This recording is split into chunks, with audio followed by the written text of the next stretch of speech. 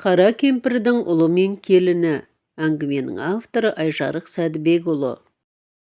Әбіл-Әзиз жасынан қалжыңбас болып өсті, қағытпа сөзге кеткен, жүрген жерін күлкіге көміп жүргені. Үйде де сол, қайдағыны тауып айтқыш әзір жауап. Анасы, жасыңда қалжыңбас болсаң, қартайғанда мылжыңбас боласың деп ескертсе де қоймайды. Қоралы жаннан шаңыраққа ие болып қалған екеуі, шешесі мен өзі. Іші пысып еріккенде тиісетіні осы қолтықпақтай қара кемпір. Өңі көмір түстес болғандықтан шешесіне Африканка деп ат қойып алған. Күн бүгін жексенбі еді, Әбіл-Әзидің жақсы көретін күні. Категория жизни деген кітапты түннің бір уағына дейін оқимын деп кеш тұрған. Күнде таңмен талас тұрып, ағыл-тегіл терлегенше жүгіретін. Таң ертеңгілік жаттығуды содан кейін жасайтын. Ұйқыдан кеш оянғандықтан бүгін жүгірген жоқ, бірден жаттығуға кіріскен. Іште дастарханын жайып сары самаурынды ысылдатып анасы күтіп отыр. Түнемелік қарбытқан тағамның шөлі болады. Көз көргендер қара кемпір атандырған мәйөш шайхор. Бір самаурынның суын бір өзі сарқуға бар, ал баласы шайға жоқ. Пиаласын анасына мықтағанда 3-4 рет ұсынады. Сонымен болды. Дегенде кейбіреулердей бетін бір сипап тұрып кетпейді. Шешесі шайға әбден қанып көңілін бірлегенше көз алдында әр нені бір айтып жайраңдап отырады. Шамасы шешесінің көңілін аулау үшін әдейі сөйтетін болуы керек. Мәйөш баласының қалжыңына кейде күліп мәз болады, кейде әңгімелері жараспай тәжікелесіп те қалады. Бұл үйдің демалыс күнгі тіршілік тынысы көбіне осылай басталады.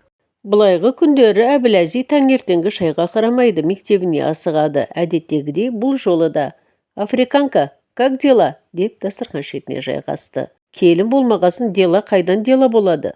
Ой, қандай контраст! Ақ дастархан, қара кемпір, сары самаурын, қызарып піскен бауырсақ, тағы не, қолдың сары майы.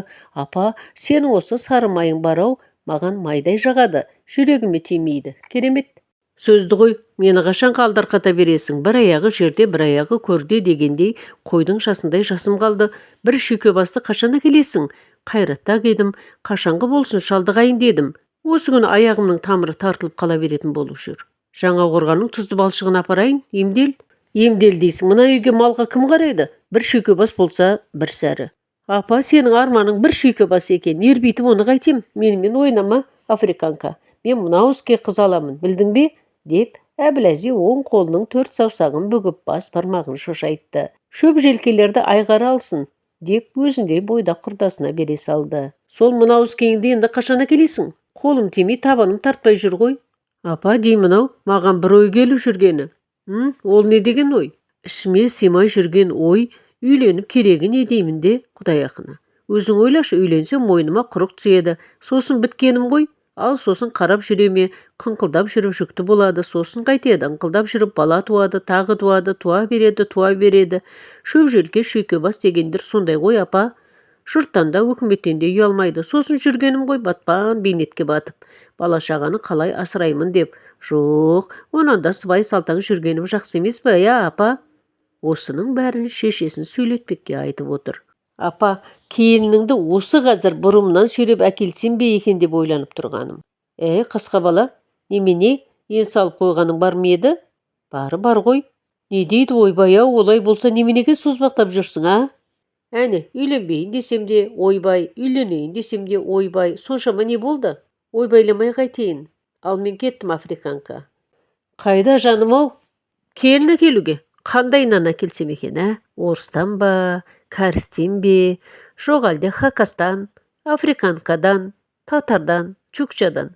Ойбай, шүршіттен болса да бір бәлекейді әкеліп кіргізші менің жаным жай тапсын десең. Мәйеш енді жата алмады. Ал пірім-ау деп бір-екі ұмтылып тұрды төсегінен, тізелері сықырлап. Жиналмай қалған дастарханды жинастырып болғасын тысқа шықса, келінді тап қазір бұрымынан сүйреп әкелемін деген ұлы көлеңкеде қаннен қаперсіз кітап оқып отыр. Кемпір үйге үндемей ғана қайта кіріп кетті. Сосын қыжым шапанын тарс бүркеніп жатып алды теріс қарап. Әбіләзиз жазғы каникулға шығуына ойға алып жүрген шаруасына құмбыл кірісіп кетті. Жұмысты дегенде үйінің іші сыртындағы сылақтарын қырып түсіріп, жаңадан сылап әктеуден бастады. Оны болғасын еденді есіктер мен терезе жақтауларын босаға табалдырыққа дейін қалдырмай қызыл қоңыр бояумен сырлады. Лакпен майлап жарқыратты. Шарбақты қақпаны көк қояу бояумен көркейтті. Қора қопсыны жөндеп ауланы тазартты.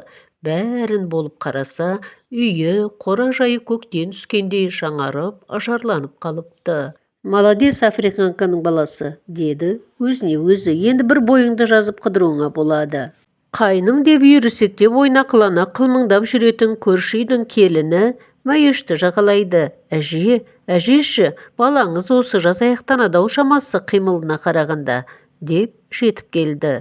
Айтқаның келсін қарағым, замандасың ғой, өзіне сыр тартып көрмедің бе? Сыр тартып көрейін десем қашқақтайды.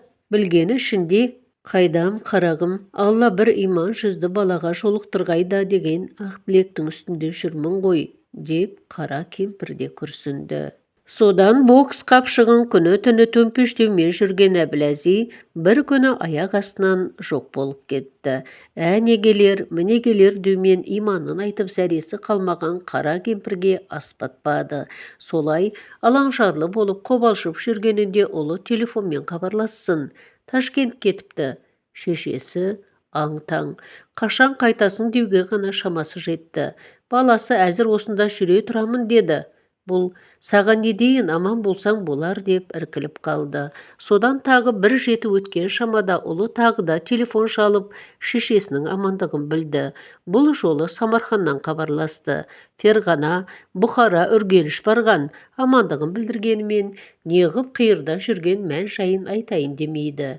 Ал шеше байғұс баласының бұл жүрісінің не жүріс екенін білмей шерменде. Қырғын қыздан тек бір қызды, сонша жігіттен тек бір жігітті ұнатқан екеуі осы жаз қосылуға уағдаласқан еді. Бір-бірін ес біле бастағаннан білетін, бір мектепте оқыды. Бала 2 класс ілгері, қыз 2 жыл кейін. Бір-біріне қаршадай кездерінен ынтыққан, баяғы қозы мен баяндай. 8-шіні бітірген жазда қыздың үйі облыс орталығына көшті. Бұл мектепті бітіруіне дене мәдениеті институтына, ал қыз дәрігерлік оқуға түсіп, екеуі бір қалада оқып жүрді. Жігіт оқуын жеріне жеткізгесін қызға қыңқылдаған. Қыз, оқуымды тиянақты бітірмей өкшемді көтермеймін, шын мендік болатын болсаң күтесің деп бірден кесіп айтты. Институтын бітіргесінде мамама 1 жыл нан жегізбегенім қалай болады деп тағы таршыншақтады. Содан амалы қайсы сүйген жүрек бәріне көнеді екен. Сонымен не керек? Әбіләзи қалыңдығын күдерін үзбей күтті. Шыдап бақты. Айтарыңыз не? Осы жазға көзі бір қызарып, бір қарауытып әрең жеткен жігіт қалыңдығын алғашқы 24 күндік демалысына шығуына еркіне қоймай жетектеп ел асып кеткен еді. Анасына айтқан серті бойынша бұрымынан сүйреп, енді екеуінің той алдында әрі қыдырып, бой жазып, әрі қалыңдық ойнап жүрген жүрістері ғой. Сайранды салып, бабалардан қалған тарихи мұраларды аралап. Сол күндерде Гүлсынай қалыңдық ойнаған жігітінің ойынан шықты. Әже, сүйінші, балаңыз келіншек әкелді деп тағы да бірдеңелерді айтып көршідегі келіншек таңмен талас. Алагеуімде табалдырықтан сүріне қабына аттап кіріп келсін ентігіп. Мәйіш, не дейді жарығым-ау? Деп омалып намаз оқып отырған орнынан үш ұмтылып шақ тұрды. Жайнама жайна қалды. Алла, шынымен де жеткіздің бе? Кемпір байғұс денесін игере алмай тәлтіректеді. Сен ап қалшиып қалдың, мені сыртқа шығарсайшы, деді сүйінші сұрай келген келіншекке. Ол, ойбай шынында деп кемпірді қолтығынан алды. Екеуі сүйемелдесіп сыртқа шыққанда, ана алдында айдай жарқырап ұлы, күндей күлімдеп келіні қол ұстасып тұрды. Ажары атқан таңдай, ақша маңдай арудың сұлу лебі шарпығандай болды ма, Мәйіш талып түсе жаздады. Айналып кетейіннің жүзі шамшырақтай екен. Қылтыңдаған шеке баста емес, шөп желке бәлекейде емес, перизат па дерсің. Қашан келінді болар екенмін деп санамен сарғайып жүрген байғұстың кәрі жүрегі атқақтап қоя берген. Еркек бала ұқсап спорттық форумда киініп алған ару тізесін бүгіп сәлем етті. Бұл дауысы дірілдеп, «Бәрекелді, мұңсыз бол», деді. Баласы қарап тұрмай, «Міне, біздің африканкамыз осы ауданда единственный.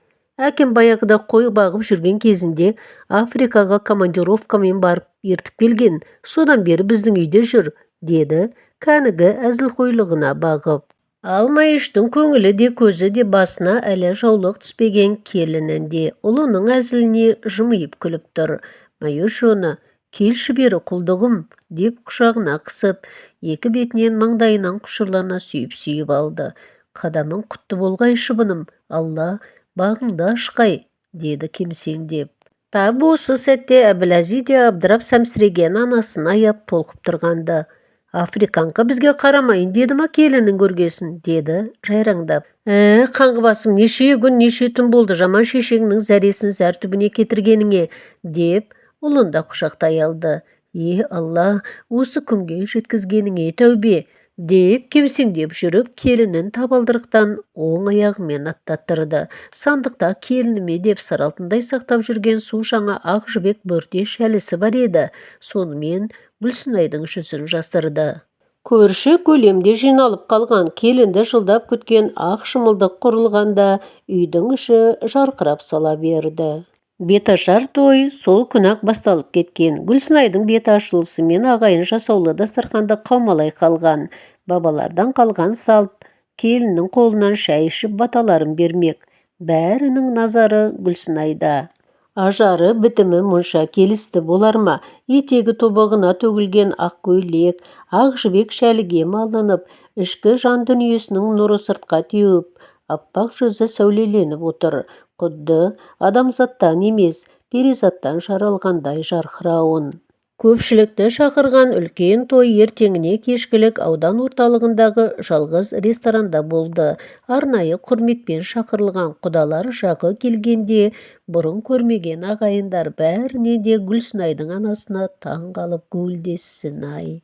«Анасын көрде қызын ал» деген. Пай, келімі келген ақ екен. Қара кемпірге құдай берген, баласын бокстан спорт шебері дейтін, келіні де спорт шебері деп айтады, волейболдан. Солай ма? Мәссаған.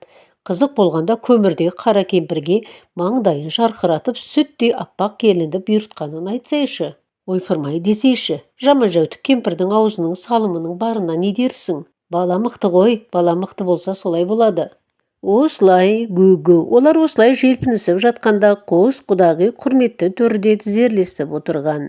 Маюш құдағимен іш ашысып әңгімелескісі келген шүйіркелесіп. Сондағысы келінім қазан ошаққа ие бола ала ма, кір жуа ала ма, оқу-тоқудың ізімен кеткен бала ғой, сиыр сауа ма болды. Өмірін отбасы ошақ қасында күлді көмеш күйбеңмен өткізген жарықтықтан қайдан көсемсіз шыға қойсын. Құдағи сыр берген жоқ. Кеудесін тік ұстап отырған қалпын бұзбай. «Сиыр дейсіз бе? Дән саспаңыз. Келініңіз керек болса, жыланды да сауып береді», дегенде Маюш «Алла Құдай» деп шошып кетті. «Шошыма, келініңе екі бетімді алып салып жүріп бәрін үйреткенмін. Ырысыңыз бар екен. Келінді соқтың, әлі қолыңды жылы суға малып отыратын боласың», деп Маюштың білегін қысып қойды. Қара кемпір болса көңілі көкке жеткендей қопаңдады.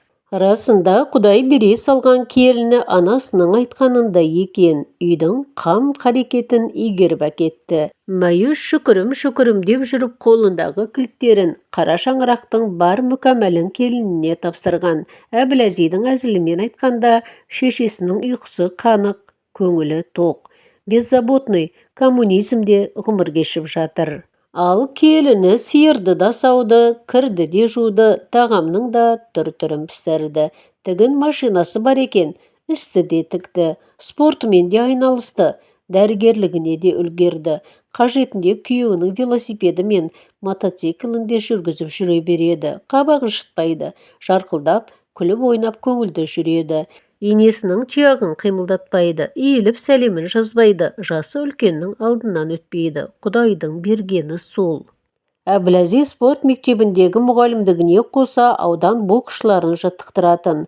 Спорт шебері екенін білген биліктегілер Гүлсінайды да қыздар волейбол тобының бапкерлігіне бекітті. Дәрігерлігіне қосып, дегендей қара кемпірдің келіні командасын облыста алға шығаруға жанын сала кірісті. Қыздарын кейде көл жағасына алып кетеді, кейде жұмыстан кейінгі кешкілікте аулаға жинап жаттықтырады. Ойынға өзі де араласады. Сондайда Мәйөш келінінің көз ілеспес ұшқыр қимылына тоймай мәз болып отырғаны.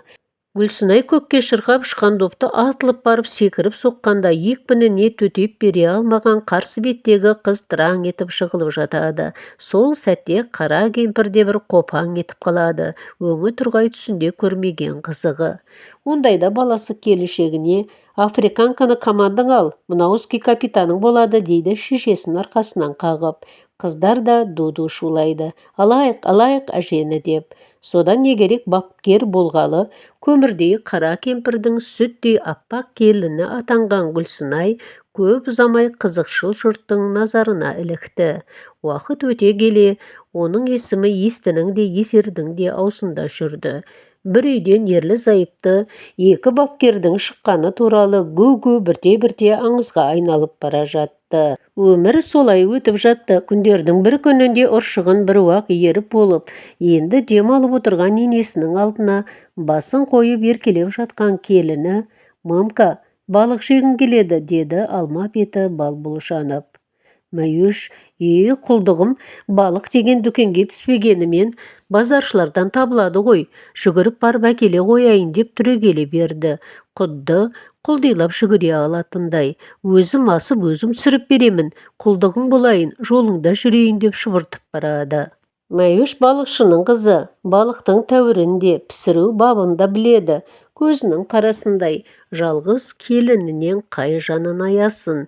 Балықты баласына базардан көтере алдырып, сойдыртып кеспелетіп, оны тоңазытқышына салып қойып, күнде шетінен асып беріп жүрді. Бабына келіп піскенше келіні қашан піседі деп шыдамайды мамкалап. Қазаннан сүре бастағанда қолды салады. Мәйөш үйме табақ балықты келінінің алдына қойып: «Жей ғой күнім» дейді. Күнде осы. Келіні балық жеп отырып бұршақтап терлейді. Ұйқышыл да болып алды. Бір күні түсірімді матадан кең етек екі көйлекті өзі пішіп, өзі тігіп алып, алма кезек киіп жүретін болды. Мәйөш те қамдана бастады. Кезінде перзенттерін бөлеген құтты бесігінің теңін ашты. Келінін қасына шақырып алып: «Мынау Әбілежанның исі сіңген жастығы, мынау сүйек шүмегі, мынау шыны түбегі, мынау шыттай жаңа жаялықтар, ырымға деп алып қойған едім» деп бір-бірлеп көрсетіп жатты. Ал Әбіләзи болса «Категория жизни» деген серияның 3-ші шығарылымын оқып бітіріп, енді 4-шісін бастаған еді. Соны креслода жай барақат оқып отыр. О, Дариға-ай, не деген дәурен еді, естен кетпес. Әңгіменің соңы. Каналға тіркеліп, пікір қалдыруды ұмытпаңыз.